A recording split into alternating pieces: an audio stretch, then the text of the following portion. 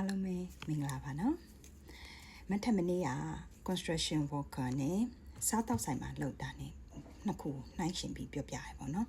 အဲ့နေရာမှာပြောကြတယ် construction မှာလုပ်ရင်နေပူတွေပင်မန်းနေတချို့ကြတော့လေဒါဟာရေရှည်ထမင်းစားလက်မှတ်ဖြစ်တဲ့အတွက်ကောင်းနေဆိုတာဒါကတော့လူအမျိုးမျိုးစိတ်အထွေထွေကိုဟာကိုနားထောင်ပြီးတော့ကိုကြိုက်နှစ်သက်ရအောင်ဆုံးဖြတ်လို့ရတယ်ဒါကလုံးဝပေါ့နော်ဒီလိုမျိုးအမြဲတမ်းနှစ်ခုလာမေးတဲ့မိကွန်းတွေကိုမထက်ကနှိုင်းရှင်ပြီးပြောပြတာပဲရှိဘယ်ဟာပိုကောင်းပါတယ်လို့မထက်ဆုံးဖြတ်ပြီးတာမဟုတ်ဘူးကိုအဆိုးကောင်အကျိုးအကြောင်းတွေကိုမမြင်ရတဲ့တောင်းကနေအမှကြည့်ပြီးတော့ပြောပြတာရှိတယ်โอเคတချို့ကြတော့လာပြောတယ်ဘာအလုံးနဲ့လာရမလဲဆိုတော့အဲ့မိကွန်းတော့အမှမကြိုက်ဘူးဘာလုံးနဲ့လာရမလဲဆိုရင်အထက်မင်းတို့ဘာလုံးတက်လဲဘာလုံးနိုင်လဲဒါကိုကြည့်ရမယ်ပြီးတော့ကိုယ်နိုင်ငံမှာတော့မှနေရနေရန်ကုန်တက်လာရင်ရန်ကုန်ကလူတွေကိုရှင်းဖို့အတွက်ကိုယ်မှာအတတ်ပညာတစ်ခုခုလိုအပ်တယ်အခုဟာနိုင်ငံရက်ခြားကိုလာမှာဆိုတော့ကိုယ်မှာဘာအတတ်ပညာမှမရှိဘဲနေတော့သူများနိုင်ငံမှာတခြားနိုင်ငံသားတွေနဲ့ရှင်မောင်တက်မှုဆိုတာခက်ပါတယ်ဒီမှာစင်ကာပူဆိုတာလုံအားကိုပဲအခြေခံပြီးလုပ်တဲ့အတွက်ပြီးတော့ငွေကြေးရ currency ကမာတဲ့အတွက်တခြားနိုင်ငံတွေတဲ့တော်တော်များမာတယ်ပေါ့နော် currency strong ဖြစ်တော့အမားတို့လိုမျိုးဖွံ့ဖြိုးဆဲနိုင်ငံတွေကအရန်လာခြင်းကြတယ်ဆိုတော့အမားတို့နိုင်ငံတွေမဟုတ်ဘူး Thailand တို့ Bangladesh တို့ India တို့ Philippines တို့ Indonesia တို့အများကြီးလာခြင်းကြတယ်ဒီနိုင်ငံတွေကသေးပေမဲ့ currency မာတဲ့အတွက်လာခြင်းကြတော့တခြားနိုင်ငံသားတွေကိုအမားတို့ရှင်းဖို့အတွက်အမားတို့မှာအရေးချင်းရှိဖို့လိုအပ်ပါတယ်ဘာမှမရှင်းနိုင်တော့ဘာမှမရပါဘူး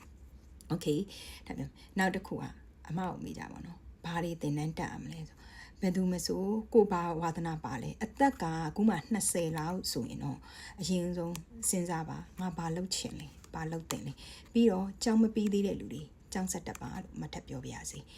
ဘာမြန်မာနိုင်ငံပညာရေးကမကောင်းဘူးမတို့ခေတ်တည်းကမကောင်းပါဘူးဒါပေမဲ့အ ਨੇ ဆုံးတော့ဘွဲတစ်ခုရရင်ဒီဘက်မှာကိုယ့်အတွက်နောက်ထပ် career future အတွက်တစ်ခုခုတက်လှမ်းလို့ရမယ်။ကျောင်းဒီမှာ scholarship ရှောက်မယ်ဆိုရင်လည်းအနည်းဆုံးတော့ဘွဲရတာပါ။ကိုယ့်ရဲ့ပညာ engineering မှာဘွဲရထားရဆိုရင်ဒီဘက်မှာ master တွေကို scholarship ရှောက်လို့ရမယ်။ဘာမှမရှိဘူးကိုကဘာကျောင်းမှတော့မပြီးဘူးဆိုရင်တော့ရှေ့ဆက်ကိုဘယ်လိုတက်မလဲ။ဒီအတွက်ဆိုတော့ကောင်းသည်ဖြစ်စေဆိုးသည်ဖြစ်စေကိုနဲ့ပဲဆိုင်ပါတယ်။ကျောင်းနားထားတဲ့လူတွေကျောင်းဆက်တက်ဖို့မထက်ချင်ပြုကျင်ပါတယ်။ကျောင်းဆက်တက်ပါအဲ့အတူတူအင်္ဂလိပ်စာကိုအဓိကလုပ်ပါစင်ကာပူကတရုတ်လို့ပြောတာဖြစ်ပေမဲ့သူ့ရဲ့ဒီရုံးသုံးစာအင်္ဂလိပ်စာပါအင်္ဂလိပ်စာကိုပြောပြီးမှဒုတိယဘာသာစကားတရုတ်ဆိုတာတော့ကဘာသုံးဖြစ်နေဆိုတော့တရုတ်ကိုလုပ်ပါအဲ့နှစ်ခုကိုအဓိကလုပ်ပါအကောင့်တင်းသမားတွေစည်ရင်းကိုင်သမားတွေမကိုပြောသူကကက်ရှာလောက်ရမလား ACC level 3တွေပြီးသွားပြီဆိုတော့ ACC လောက်ပြီးတယ်ဆိုရင် Jaw Street တို့အခု Glassdoor တို့ LinkedIn တို့မှာဝင်ပြီးတော့ကိုယ့်ရဲ့ profile ကိုကောင်းလုပ်ပါလုပ်ပြီးရင်ဒီဟာမှာကိုကဖြည့်ပြီးတော့ junior position လောက်ကိုစရှောက်ပါမြန်မာနိုင်ငံမှာကိုနှစ်တေကြာတယ်ဆိုရင်လည်း accountant ဆိုပြီးတော့ရှောက်ပါအနည်းဆုံးစအုပ်ဆုံးလစာ3000လောက်ကနေတော့စရကြပါတယ်3000တချို့ဆိုရင်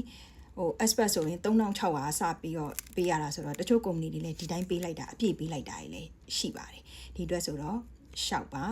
ကက်ရှာကိုတော့အမားတိတ်တော့အားမပေးဘူးကက်ရှာဆိုတာနည်းနည်းတတ်တာတဲ့အတွက်ဆိုတော့ဒီကခလုတ်ကလေးတွေပဲကွယ်နှိပ်ပြီးတော့ပတ်စံယူဆိုအဲ့ position ကိုကြတော့ဒီကစင်ကာပူရန်နေအသက်ကြီးတဲ့အဖိုးအဖွားတွေကျောင်းသားတွေကိုသူကပေးတာဖြစ်တဲ့အတွက်နည်းနည်းတိုးရတော့ခက်မယ်ဒီထက်ဆိုင်ရင်မြန်မာတွေအများဆုံးဖြစ်တဲ့အကောင့်တက်မှာဝင်တိုးပါမြန်မာချင်းချင်းပဲရှင်းရတာပါကိုမှ experience တွေရှိတယ်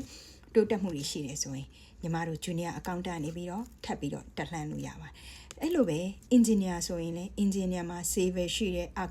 archi ရှိတယ် IT ရှိတယ်ဒါမျိုးတွေ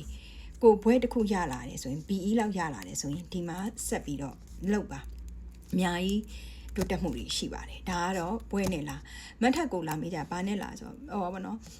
မတ်ထက်ကတော့ကိုမြန်မာလူမျိုးဆိုရင်ဘွဲနဲ့ပညာနဲ့လာတာပဲမှဖြစ်စေချင်ပါတယ်အလုပ်ကျန်းလုပ်နေတာတွေမကြည့်ချင်ပါဘူးအိမ်အကူလေးဆိုရင်လည်းအဲ့လိုမျိုးလုပ်နေတာမကြည့်ချင်ပါဘူးဒါကတော့အမရဲ့တကူရေးစမ်းတော့ဒါပေမဲ့အမလိုလူကလည်းဒီလောက်ထိတော့မစွမ်းဆောင်နိုင်ပါဘူးဒီလိုဆိုတော့မနိုင်တဲ့ဘက်ကနေမလုပ်တယ်ပညာနဲ့လာတာတော့ပို့ပြီးအားပေးပါတယ်ကျောင်းနားထားတဲ့လူတွေကျောင်းဆက်တက်ဖို့အမအကြံပေးချင်ပါတယ်ဘ ဘာကြောင့်မဖြစ်ကျန်တဲ့ဟာတွေခဏဘေးဖယ်ထားပါကိုယ့်ရဲ့တကူကြီးရှင်သန်ဖို့အတွက်ကိုယ့်မိသားစုရှင်သန်ဖို့အတွက်ကိုဟာရက်တီရမှာဖြစ်တဲ့အတွက်ကြောင်းတစ်ပါးဆက်ပြီးတော့လေ့လာကြရှိရလေ့လာပါဘာမှမဟုတ်ပဲနဲ့တဝက်တစ်ပြက်နဲ့လှုပ်တဲ့အတွက်ဆိုဘာမှရှေ့ဆက်လို့မရတာတွေဖြစ်တယ်ဟောနော်ဒါကခုမှလာမဲ့လူတွေကိုပြောတာကဲဒီမှာကြောင်းနာပြီးတော့ဒီကိုရောက်လာတဲ့လူတွေမောင်ညီမတွေမတွေ့ရပါတယ်ဒီလိုဆိုရင်ကိုဟာကို YouTube တို့ online တို့ကနေပြီးတော့စာတွေပြန်ဖတ်ပါလေ့လာပါရောက်ချင်းမှာတော့ဘယ်သူမှသင်တန်းမတက်နိုင်သင်တန်းစီကစီးကြည့်တယ်လေတော်စောထား YouTube တို့ကနေလေ့လာမတို့ခင်နေတော့မတူတော့အခုဆိုမင်းတို့မှလေ့လာခြင်း YouTube မှာရှိတယ်နောက်ပြီးတော့ AI နဲ့ Gemini တို့ ChatGPT တို့ကနေလေ့လာပါမြန်မာလိုတွေလေ့လာလို့ရစူးစမ်းပါရက်မနေပါနဲ့เนาะမထက်အချိန်တစ်ခုဆွဲပြီးရင်เนาะအမအချိန်တစ်ခုစီစဉ်နေပေါ့အမအခုတလောကတော့မအောင်ဖြစ်နေအမမှလည်းအချိန်ကလုံးဝမရှိဘူးဖြစ်အားတဲ့တစ်ချိန်ကြရင် junior accountant တွေ admin ညီမတွေအတွက်အမ knowledge sharing ဆိုပြီးတော့အမ Zoom class ကိုစီစဉ်ပေးဖို့ရှိပါတယ်အမအာယူလိုက်အောင်မယ်ပေါ့နော်ပြောတာအမလှုပ်ပေးခြင်းနဲ့စံနာတွေအများကြီးရှိတယ်ဒါပေမဲ့အမမှအချိန်မလောက်ဘူးဖြစ်နေအမကလေးနှစ်ယောက်လေးရှိကလေးနှစ်ယောက်ကိုလည်းမစာပြပေးရတယ်သူတို့အတွက်အမအချိန်ပေးရတာဖြစ်တဲ့အတွက်ဆို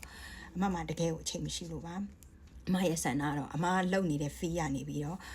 ဒီ accounting တို့ဆိုရင် admin တို့လုပ်တယ်ဆိုရင် HR ဘက်တွေရောဘာတွေသိကျင်တယ်သူတို့လုပ်ငန်းမှာဘာပြဿနာတွေဖြစ်နေလဲအမနဲ့ဒီလိုမျိုး Zoom မှာဆွေးနွေးပြီးတော့အမအကျဉ်းပေးလို့ရရင်လည်းပေးခြင်းနဲ့ထပ်ပြီးတော့ sharing နေလည်းလုပ်ပေးခြင်းနဲ့ဒါအမဆန္ဒပါအမစူးစမ်းဖြစ်အောင်တော့ဒီနှစ်မှာစူးစမ်းပါမယ်အဲ့အတွက်ဆိုတော့အားလုံးလည်းအမကိုအချိန်လေးရအောင်တော့ဖြစ်ပေးကြပါတော့အမဒါလုပ်ပေးခြင်းနဲ့ဘာလို့အမရဲ့ fee ကနေပြီးအမလည်းတစ်ချိန်ညရင်လောကကြီးကထွက်သွားမှာအမဒီမှာအမြဲတမ်းရက်တည်နေဖို့ဆိုတာမဖြစ်နိုင်ဘယ်အချိန်မှာဘာဖြစ်သွားမှန်းသိမှာအမသိခဲ့တဲ့ဟာတွေအမပေးခဲ့ရတဲ့အချိန်တွေအတွက်နောက်လူတွေကိုအမ sharing လုပ်ပေးခြင်းနဲ့ဒါအောင်မှသူတို့ကနေပြီးတော့ထပ်ပြီးတော့ sharing လုပ်ဖို့ညှော်လင့်ပါတယ် engineering တော့အမမသိဘူးပေါ့နော်ဒီအတွက်ဆိုတော့တချို့ဟာတွေကိုဖြစ်ပါလေ့လာပါကျောင်းနားတဲ့လူတွေကျောင်းဆက်တတ်ပါပညာတစ်ခုခုနဲ့လာတာစင်ကာပူကအကောင်းဆုံးပါပဲနော်အင်္ဂလိပ်စာကိုသေချာလောက်ကြပါအခုခေတ်ကလေးတွေကမတို့ထက်ဆိုင်အင်္ဂလိပ်စာပိုကောင်းပါတယ်ဒါမှသိတယ်အမေဂျန်စီတွေကပြင်းနေ